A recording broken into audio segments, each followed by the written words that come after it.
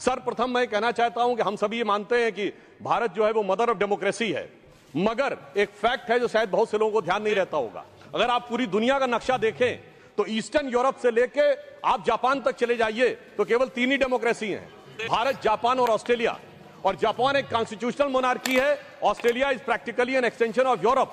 तो इस पूरे पूर्वी गोलार्ध में यदि एकमेव absolute vibrant and consistent democracy है तो वो सिर्फ भारत है। और सिर्फ इतना ही नहीं है सभापति महोदय, आज दुनिया में लोकतंत्र के अंदर सिर्फ 34% जनसंख्या है, जिसमें 17% हम हैं। अर्थात अगर दुनिया में लोकतंत्र है तो उसका सबसे बड़ा स्तंभ आज आधुनिक युग में भी भारत ही है। और इसका आधार कई बार हमारे गुलामी की मानसिकता के प्रभाव से हर चीज का आधार विदेश में ढूंढने का प्रयास करते हो। मैं बताना चाहता हूं उसका सबसे बड़ा आधार भारत की धर्म और संस्कृति है।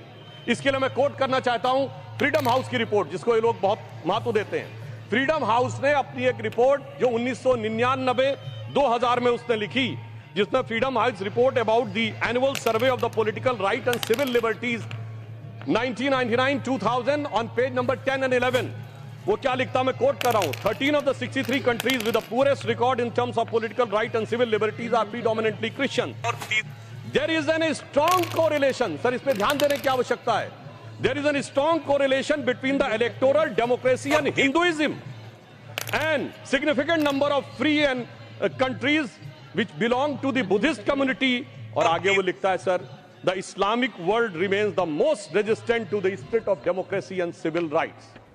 अर्थात आज भी दुनिया ये मानती है कि सबसे ज्यादा अगर है तो लोकतंत्र का आधार भारत में है, और इसके लिए कोई बाहर से विदेश से देखने की आवश्यकता नहीं है। बाबा साहब अंबेडकर को मैं कोट करना चाहता हूं।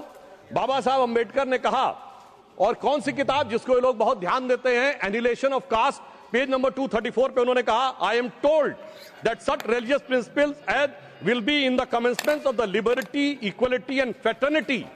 It may not be necessary for you to look for foreign sources and that you can draw such principles from Upanishads.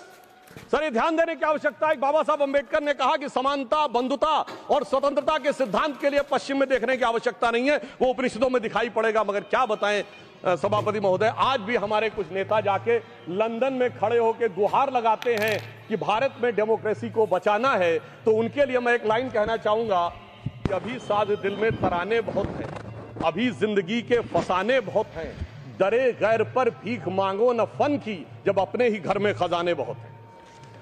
अब मैं आगे की बात कहना चाहता हूं। देखिए, चुनावी प्रक्रिया स्वतंत्रता के बाद शुरू हुई और इसमें बहुत सारी